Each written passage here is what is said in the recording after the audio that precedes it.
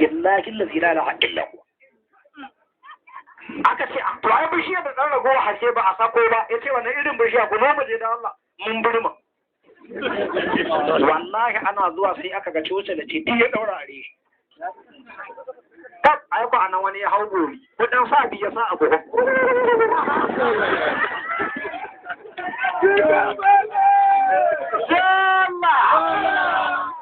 wani yaron mota ya ce ku bar hegi zai sauka kada wanda ya taba shi ya gama iskancin su ya sauka.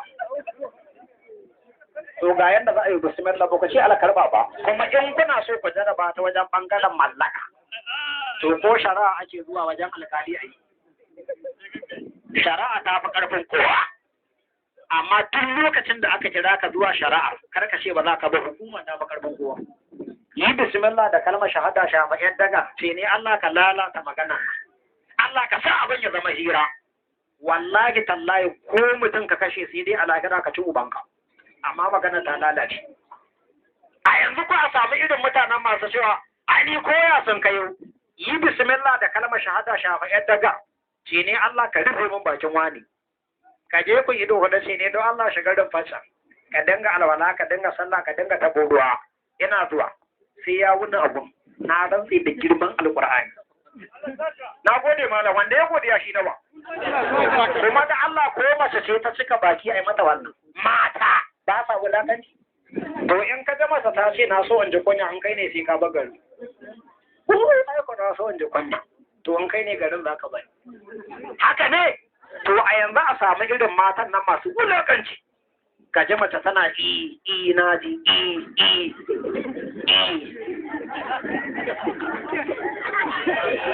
ba sa yi. To da Allah duk wanda ya ce ba lakanin mata, ka san akwai masu cewa maganin mace kuɗi ko? To mace sai ta ci kuɗin kuma ta ci uwarka, ko ka sai mata waya ta dinga kiran wani ka zama gara, ko sai ka afa bega daga kasuwa ta yaji ka ta da jela in ga ta jaraba. A'udhu billahi akan uwarka. Mace mala duk wanda ya ce yanzu mai yasa kaga duk tsoho matarsa tana nan, mu ina matan mu jaɗe duk wanda ka gani a gunda matarsa ido ba, tun kana yaro kake ganin babanka da babarka, mu ina matan mu. Yanzu wani ya canza mace ta kai 6 wani 7 sai ga saurayi ba yayi aure wajen 7. Me yasa shi tsoho tun yana yaro matarsa tana yarinya suka tsofa tare, to kakan mu sai kafe matan aji. Da an yi aure sai aka samu kargiya da yar daga, sai a hada da dagumi a daure sai a jefa a danda. In mace ta farka ne wallahi mai gida zan dan sha ruwa, sai ce a amarya sha a danda farko. Ya dan fa sanyi na sa ya sanya. Maganin mayu ne garin namu da mayu. To ina ne ba mayu? Kife ta yi. Wallahi tana shan ruwa an gama ta yi sussuka ta ba da kai ruwa. To ko sai dai ku sayo mace nama ta ci naman kuma ta ci uwarka. Duk wanda ya tashi neman mashi ya mata yadda ganna. Da alama ta ba sa yaji. In na koma gidan ya zama kabari na, in banda tankwar da mati kai mijin aure ne, ai miji 10 ba uba 10 ba ne. Da ba wanda ya mai da miji uba zai mata maraya. To wanda zai kuka sai dare a dame ka da jaraba. Ba sa yi abubuwa ba sai akan uwarka ba sa yi. To kar ka tura wani buku.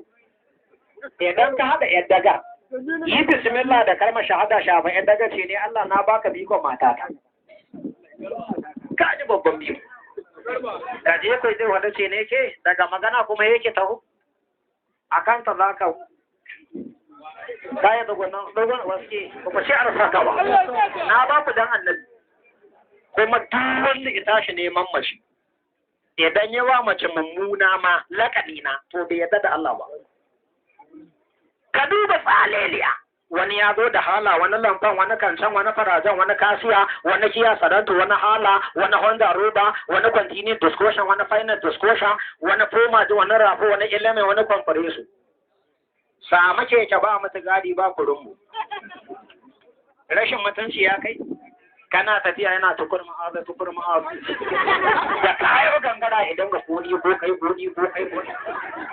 Da ya fata shege a fadon kunya guntun gatarinka. Amalan ka ta fatare da jakinka ya fi kekenka ya fi bajan. Ku shi Allah saka ba. Malam ka gani? Wallahi ban taba zuwa biko. Kuma kaga Allah da kudararsa a haka sai ganna kamar yaro, ko ban yara ne. mata na uku ɗa 20 na haifa yanzu haka ina da 'ya'ya 16 masu rai billahi lazi da abu da 7 a girka da safe a girka da rana a girka da daddare a karya ala asiri da rufo ban taba zuwa biko ba ni in lallahi mace